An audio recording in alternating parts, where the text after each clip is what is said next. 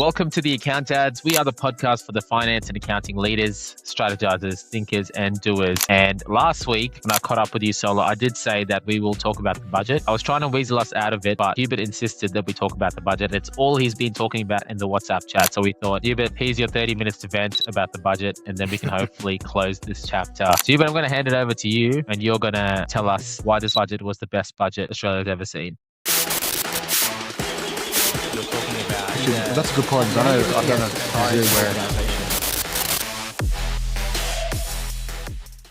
Okay, well, I disagree with that point. I think this is one of the most controversial budgets I've ever seen. You see a lot of the experts and pundits out there, it's a bit of hate towards this budget. And I guess let's talk about why we think there's a bit of hate towards it, whether there's any of the policies they're suggesting, are beneficial to society. And let's see. And we'll talk about some of the replies we got from the opposition parties. And because I don't think we haven't seen much of that yet on the, on everyone's podcast. So we'll do our sort of view on the replies, and let's see how this podcast goes. So we're going to take an objective view, right, Hubert? We are non-political. This is not political. We just look at the facts and let's see what, how we all think about this budget, and we'll see what the viewers out there, what they think about it as well. And, and if you guys out there, if you guys want us to talk further about certain topics, happy to investigate, and we'll bring in next episode as well. So, but today I want to focus on why there's a bit of hate towards this budget. Now, the past election, the government told us a lot of stuff where they weren't going to change a lot of tax rules. And come this budget, they did change quite a bit. Let's be frank, they changed a lot of stuff this budget. And there's just so much change that, it's sort of hard to get your head around it. But we'll focus on a few of the big ones today.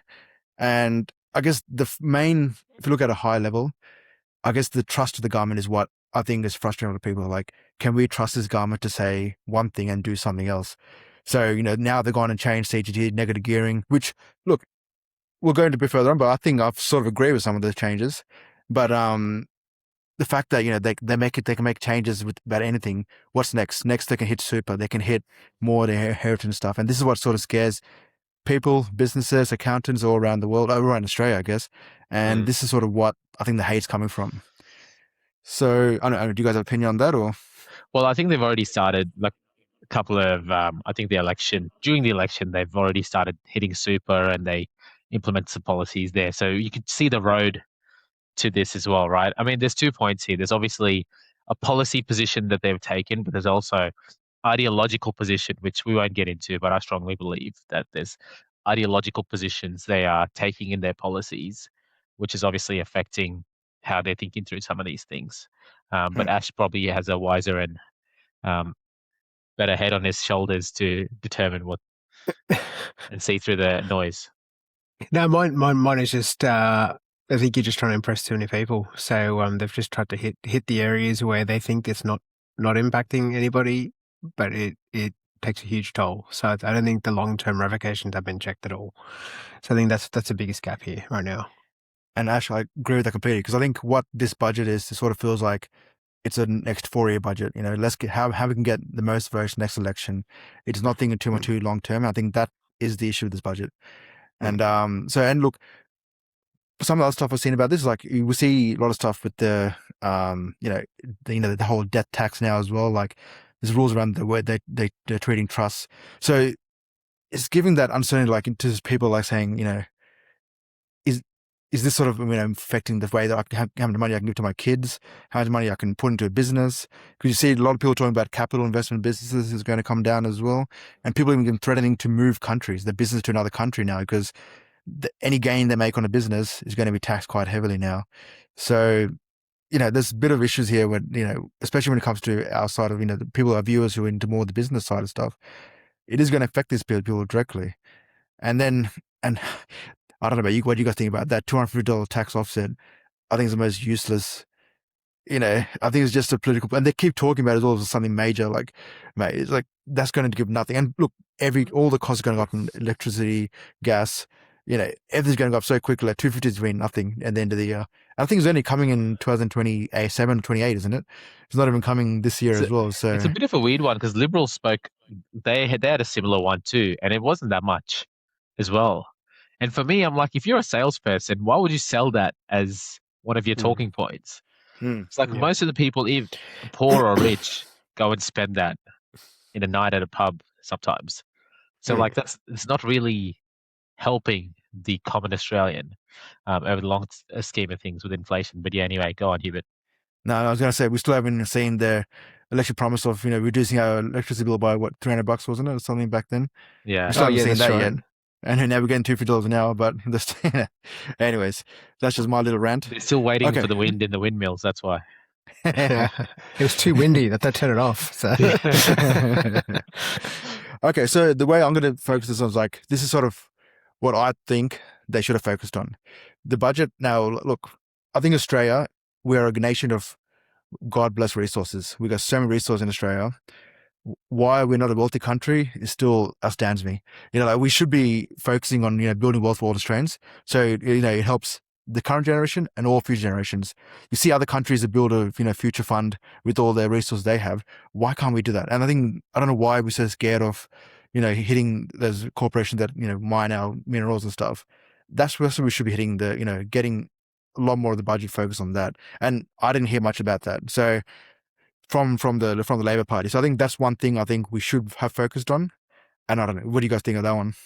yeah, 100%, 100%. It makes the most sense, right? Like the most incentives and rebates and everything that we know of go to them, and then no money comes back out of them. It's a one-way street, in my view, right? So, and it's a deal that's been going on for way too long, and it should have been scrutinized, but yet we continue to tax the things that people are consuming here.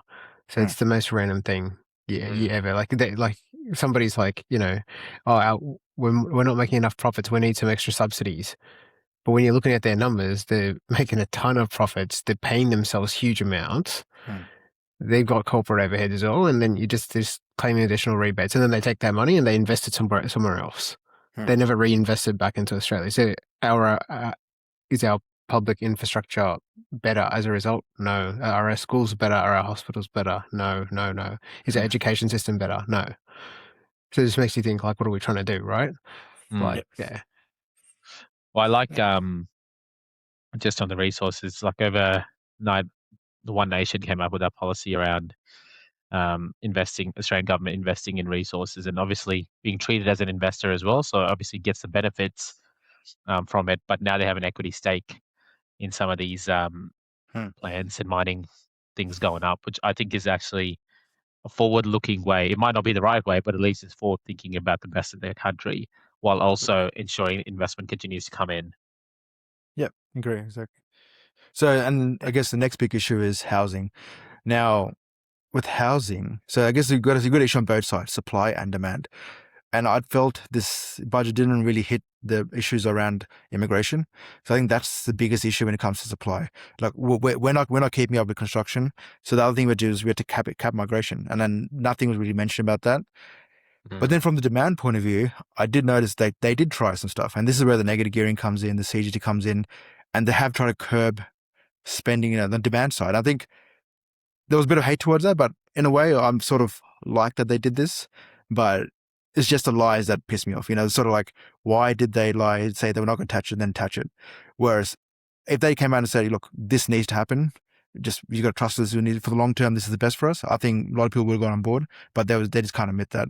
But I sort of like where they're coming from a demand point of view, where it gives investors sort of put the brakes on them and gives owner occupiers a bit more chance to buy property, which I like. I think everyone should be able to have a chance to buy property, and this is a good way of approaching that. I don't agree. I think it's a terrible way of doing it to get the younger people inside here, because what you end up doing is you're trying to control a market which they have no access to. They can only do it if they control the tradies that come in and out, like literally, right? Because then you can control your costs, you can do everything you want, right? So if you want to build a house for $300,000, if the government owns those tradies, they can. But they're not going to do that. What they're going to try to do is go like, let's subcontract this out to 50,000 people and we'll repeat the NBN debacle again, right? For the next 25 years of our life, we'll be trying to figure out why our internet doesn't work, right? So I think it's, in theory it works great, but I think in reality, I think they've missed the point completely. If you guys are missing context, please go back to an episode we recorded called "Are Tradies Overpaid?" where Ash talks about this. Well, so I guess that's now you brought that up. It's a good point. Like, they didn't even talk about trades. Like, there should have been something to incentivize people to get into trade, because that's one way of reducing They kind cost of as well. spoke. They kind of spoke about upskilling migrants, and creating pathways to. So, say someone from India is a builder or a brickie or something comes here, they're creating a clearer and quicker pathways for them to be accredited here as well to work. I think that's what I read as well. So they are trying to address it through those. But like, if that was me, I would have been saying, how do we get our kids going through school and make that a viable pathway for them, like it used to be 50 years ago? Yeah, because I was looking at some of the stats before this as well. Like, like the median house price now in Sydney is well over $1 million, and the median salary is 85K. Like, it just doesn't make sense, right? So I think that something had to be done. Look, I think they've tried something, so I got to give them credit for that. But whether it's right or not, I guess time will tell. Yeah. But yeah, let's see. So the other point I have here is government spending. Now, inflation has become an issue with in the economy right now, and I think one of the main reasons is government spending. That's my opinion. So what we need, and I think one of the biggest government spending is on the public sector employees. So what the government should be doing is encouraging more private sector to take on more of the employment, whereas it doesn't feel like they've addressed that in this budget. I don't know what you guys' thoughts on that, but that's sort of what I think they could have focused a bit more on as well. Yeah, you're not wrong on that one. Yeah, it's. I don't think I would have spun it the way of like encourage more private spend. Like, I think companies are trying to do what they can at this stage. Like, you're seeing a lot of layoffs go through due to AI and due to just restructuring and people trying to get back to sort of profitable means. I think where the challenge is now, we're probably one of the only countries that don't benchmark ourselves on, let's say, population growth versus how many public sector officials we have. I think that ratio is really high in Australia. And if you do compare it to other countries, like, we run an extreme, like, it's a huge comparative, right? And I think there's a lot of stuff where we can go, are we actually getting real value out of this? And then, really sit down and say, like, if we're not, this is public money. I don't think that's being scrutinized enough. Like, hey, are we spending the money the best way possible for the future of Australia? I don't think we're doing that. I think what we do is go, oh, hey, we'll just get another committee out, or get another, bloody reform out, or whatever, and we'll just shove money down someone's throat. It doesn't work that way. We should be literally scrutinizing everything, right? And we do not do that at all here. We just come back and say, mate, we'll give you a $250 offset, and then I'm going to create a whole new thing about something random, right? Like, yeah, it's that's not on. The listeners will have to fact check me on this, but I remember reading somewhere that if you take our Commonwealth, our state, and our local spend, it's about 35 to 40% of our GDP. Guess how much China is? How much? I'd say like a communist China, right? So you're thinking about communist China, which is state-run, government-run, 33%. Oh, well, really? Yeah. Because China, I mean, they're a communist country.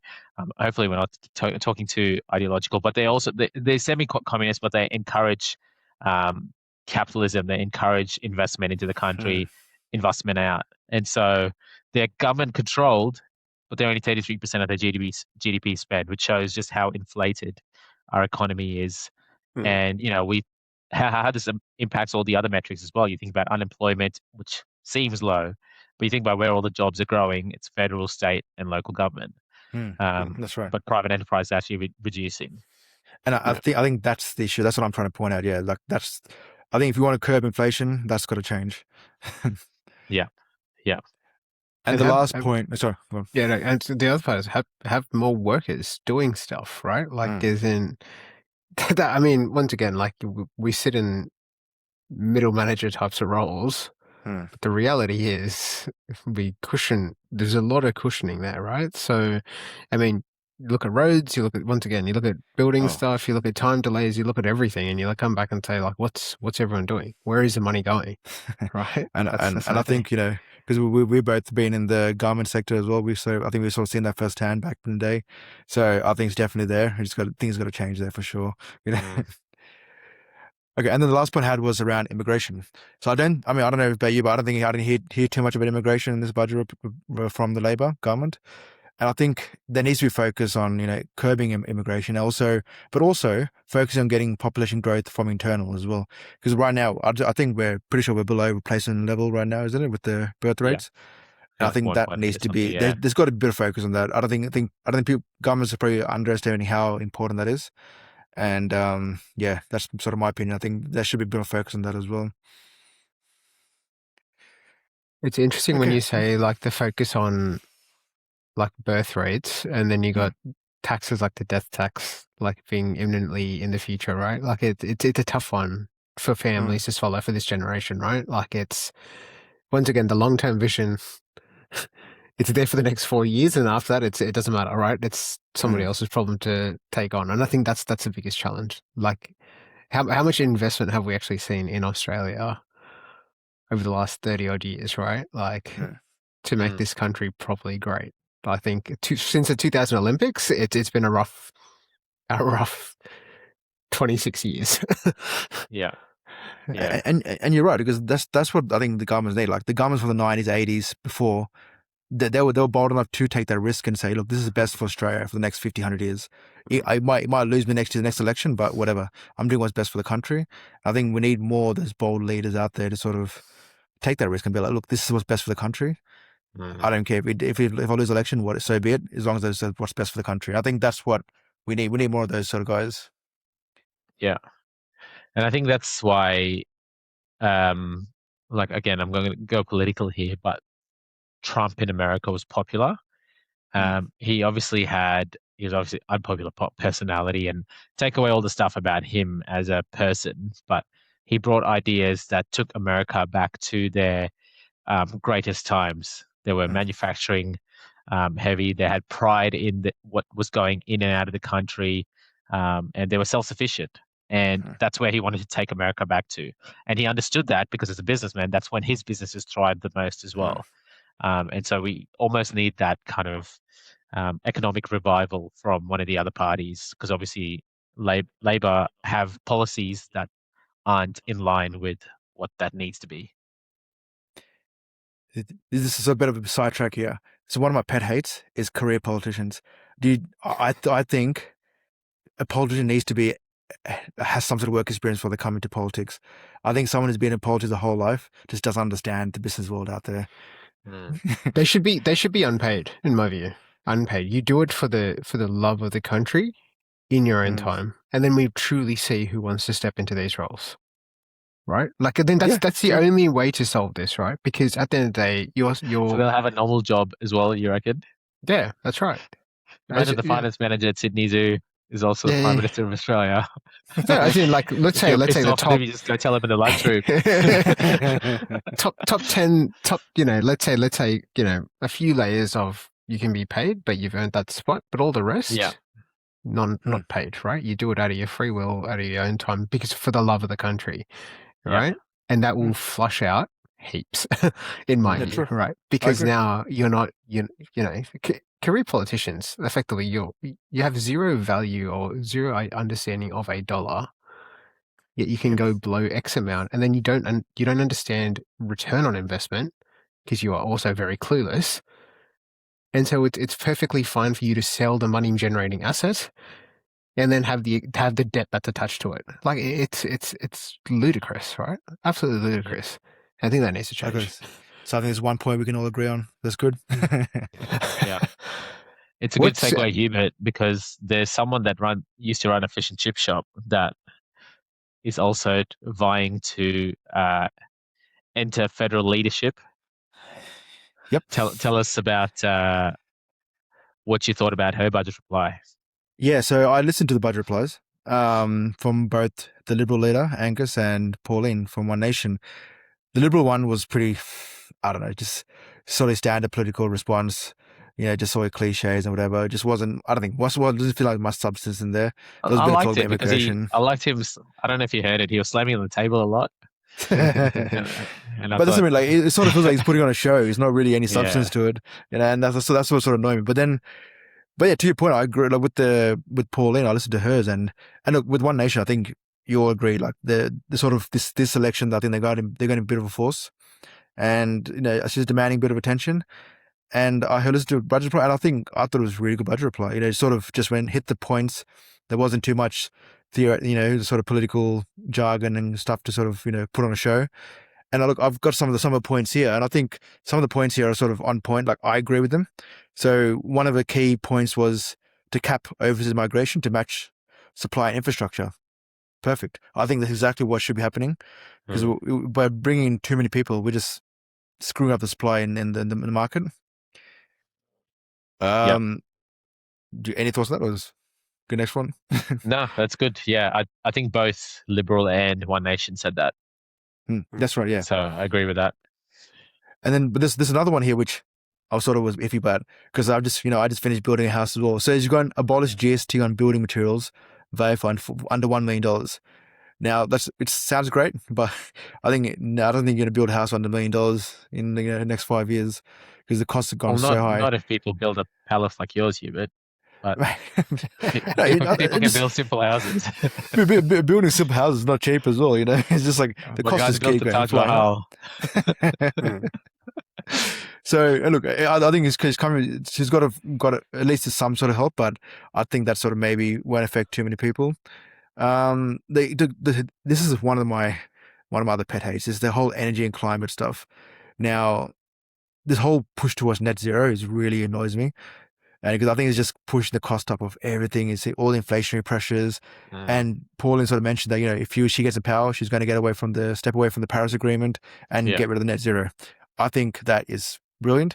Whether there is still, you got to respect the environment still, and hopefully we sort of get a clear picture of what the damage is happening, and then we can sort of make better informed calls, which won't ruin the economy, but also help the environment. So I just think the push right now for climate and all this net zero is just, I think it's too much, and it's just damaging the economy and damaging the Australian public and stuff. So yeah, I don't know what your thoughts on that is, but I think the way you've said it can come across as harsh, but I'd probably like net zero is random because we have existing assets that aren't operating at capacity because they're old, they're aged, and they need a lot of repair, right? And we all know, like if you have let's say an old car and you don't maintain it properly, and then all of a sudden your bills come. We're not talking about a 5-year-old car. We're talking about, let's say, a 25-year-old car.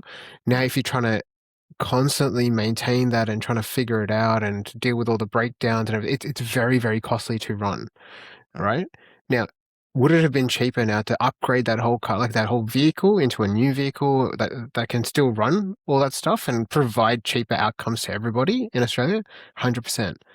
But because now we're in this weird spot where, oh, hey, we just got to go net zero. We've started now stretching these, in my view, these existing assets well beyond their means.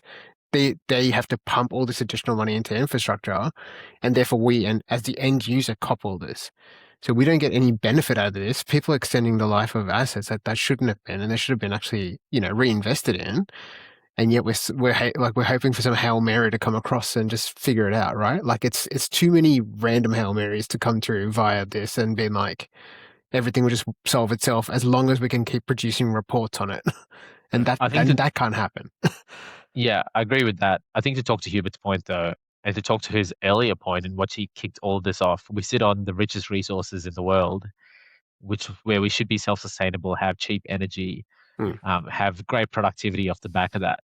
But it's almost like we've shot ourselves in the foot because we've adopted this. Even if people agree with it, it just seems nonsensical considering the impact it's had to everyday Australians. Yes. And I know people are saying, well, it's going to affect our future generations and stuff. Great. It's not like we can solve that in 5-10 years, which is what we're trying to do. Let's have a deeper thought about what that means for future Australians without impacting current day Australians. What good is there for future Australians when it's affecting things like birth rates, affecting things like how people are dealing with their immediate livelihoods? We're just compromising the current present that we're all living in for a future that might not exist at the moment. Yeah, Exactly. and to Ash's point as well, like you know, you're saying we've got old coal power plants and all that stuff. There's a lot. I remember reading something. A lot of other countries in the world are building new coal power plants. Yeah. So you know, there's like so this shows there is still a market out there, but you know, it's just we're trying to shy away from thinking we're going to be net zero all the time, where we should be investing in infrastructure, the coal power plants, make us more so we have a good base supply of power, you know, throughout the country.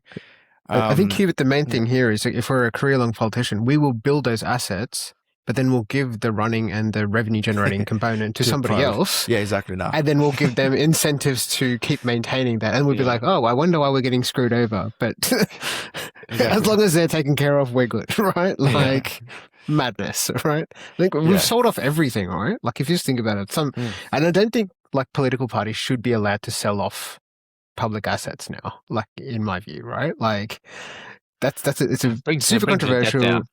I know, but it brings the debt down for a short amount of time, and then we end up like paying for it for the rest of our lives, right? And it's just truly madness, right? See, like that's interesting because I know when I was working in the audit office back then, I had the same view you had. I was like, why are we selling assets? Like at the time, because when I was there, they were selling the poles and what is it, poles and wires? That's what they're selling to privatize that. And I could question why they're doing that. But someone told me, I forgot who told me, but someone said that it's the right thing to do because what the government should do is investing in more infrastructure. So how it does that is by selling it, get the fund, and start something else. And I was like, okay, you got a point, but it didn't convince me 100%. But it's sort of like, okay, I can sort of see where they're coming from now as well. Whereas the government should be building more and more different infrastructure. But I don't know. That's sort of, it's up to debate. But yeah, and then never bought. Right? Yeah, correct. When you think about any government-run body at the moment, would you say it's high performing? No. Yeah, and so now you imagine all your private assets that have been sold. Imagine they're run by the government as well. So I think that's the alternate argument too, is privatization of an asset or a sector will get the most out of it. Yes, the value doesn't then come back to the Australian public, and they can obviously extort the Australian public by creating a monopoly or just demanding whatever price they want. But that's the balance of the argument that politicians that get paid a lot of money get to make a decision on.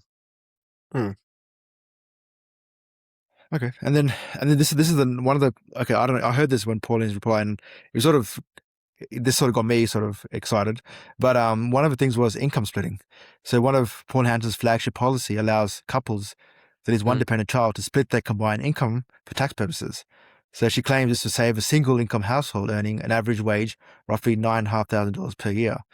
Now, this was something that, you know, when it comes back to the whole point of, you know, trying to increase your population from inside, this is a great way of doing that. You know, you sort of encourage the stay-at-home mum. So, and then this gives a bit of a benefit, like say for my situation where my wife stays at home, this is a great way of me saving tax, and this makes more sense to me to, you know, keep my wife at home and look after the kids. I think it's a benefit for everyone, benefit for society, benefit for my family. And I think this is something that sort of, you know, it got me excited. And yeah, I don't know what your thoughts on that is, but yeah, it's pretty good. Yeah, I think it's a great idea.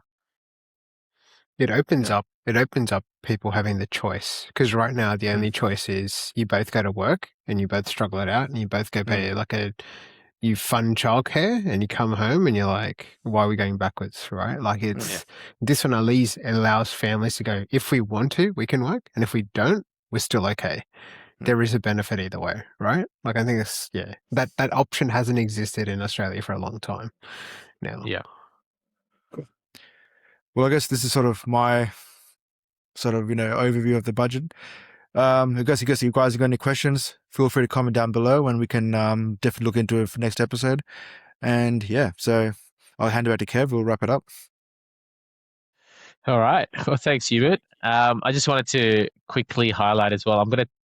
As we finish up, we've obviously spoken about three parties. I did a bit of a AI analysis on all the speeches and wanted to see who had the best economic policy. And I'll read you the summary, and we can maybe put up the detail of this in our channel. But it said essentially the number one rank went to Angus Taylor and the Liberals. Why? They had the best broad-based business platform. It helped SMEs, tradies, construction, property, professional services, exporters, and energy-intensive firms through tax relief, deregulation, energy abundance, and investment incentives. Number 2 went to One Nation. They were the best for sovereign real economy sectors like mining, farming, energy, water, heavy industry, and regional infrastructure.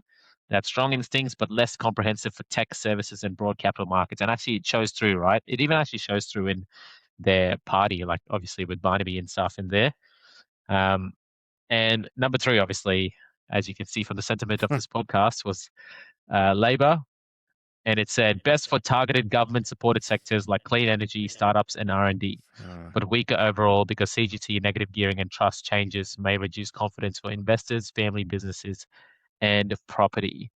Exactly. So to take an objective view, this ain't our opinion, guys. We aren't waving the Liberal or One Nation flag. We're just saying objectively that's what AI thinks from a business and investment sector perspective. But would love for you guys to share your thoughts and comments as well, because we're obviously just like you, the everyday punter looking through stuff like this. Obviously, we come at it from an accounting or business lens as well. But would love to hear your thoughts or pushbacks as well on any of these things. And yeah, keep the conversation going because that's what makes Australia great. So thanks for listening. If you guys have any thoughts, shout out in the comments, like and subscribe this episode, or DM one of us. And have a great week.